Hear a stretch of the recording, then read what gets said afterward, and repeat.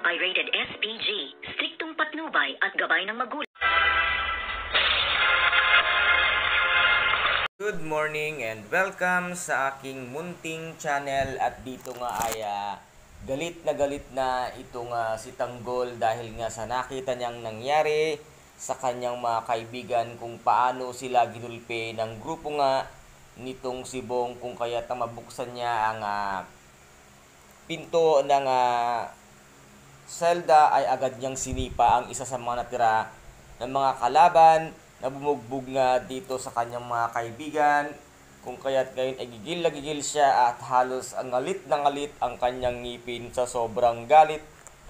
dahil nga nasaksihan niya at nakita niya kung paano tirahin ang kanyang mga kagrupo na wala siyang magawa dahil nga nakapadlock ang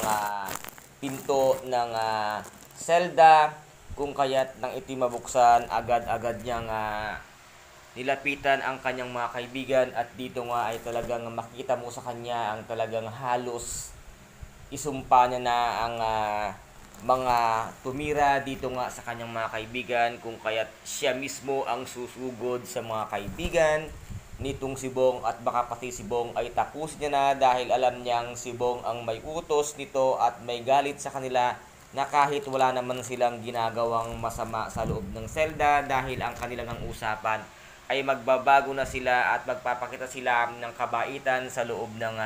selda dahil nga nais nilang magkaroon ng parol para muling makalaya at makasama ang kanilang pamilya. Pero ganito naman ang ginawa sa kanila ng grupo ni Bong na hindi niya alam kung bakit saan nanggagaling ang galit at inggit nitong si Bong sa grupo nitong si Tanggol. At ito namang si Noy ay galit na galit din at nagngingit-ngit na masamang-masama ang loob niya dahil nga hindi siya pinansin nitong si Olga nang nilapitan niya nga ito at siya ay pinagtabuyan na hindi daw siya kilala. At dito naman ay sinabi nga ni Tinding na kausapin itong si Beng para malaman kung ano ba talaga ang katotohanan dahil sabi nga dito ni Tinding ay sa palagay ko nagsasabi ng totoo itong si Noy dahil kilala ko na siya mula noon pa. At sabi naman ni Marites ay pati ba naman ikaw Tinding, Tess, bago mo husgahan ayan si Noy,